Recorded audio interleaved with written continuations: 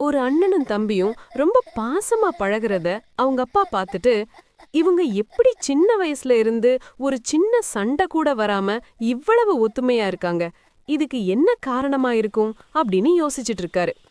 அண்ணா தம்பி மேல அதிகமா பாசமா இருக்கானா, இல்ல தம்பி அண்ணா மேல அதிகமா பாசமா இருக்கானான்னு அவருக்கு தெரிஞ்சுக்க ரொம்ப ஆர்வமா இருக்கு. ஒரு நாள் அவர் வேலைய முடிச்சிட்டு வீட்டுக்கு வரப்ப கையில ஒரு Dress வாங்கிக்கிட்டு வராரு. அந்த Dress எடுத்துட்டு போயிட்டு தன்னுடைய முதல் பையன் தனியா இருக்கும் பொழுது, இந்தாப்பா, அப்பா உனக்காக நான் Dress வாங்கிக்கிட்டு வந்திருக்கேன் அப்படின்னு சொல்றாரு.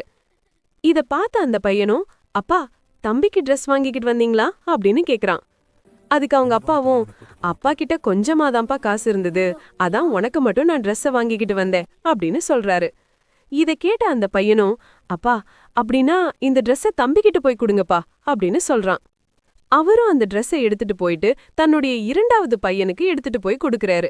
அப்ப அந்த இரண்டாவது பையனும், அப்பா, அண்ணனுக்கு Dress எடுத்தீங்களாப்பா அப்படின்னு கேக்குறான். அதுக்கு அவரும், இல்லப்பா, அப்பா கிட்ட காசு கம்மியா தான் இருந்தது, அதனால உனக்கு மட்டும்தான் நான் Dress வாங்கிக்கிட்டு வந்தேன் அப்படின்னு சொல்றாரு.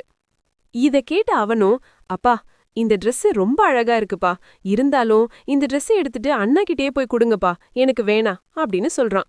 இத கேட்ட அவங்க அப்பாவுக்கு அப்பதான் ஒரு விஷயமே புரியுது.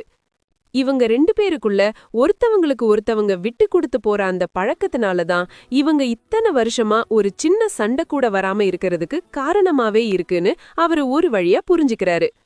நண்பா, உங்க வாழ்க்கையில நீங்க பழகுற எந்த உறவா இருந்தாலும் சரி, அந்த உறவுல ஒருத்தவங்களுக்கு ஒருத்தவங்க விட்டு கொடுத்து போனீங்கன்னா அந்த உறவுல விரிசலும் வராது, அந்த உறவு முடிவுக்கும் வராதுன்னு மறந்துடாதீங்க.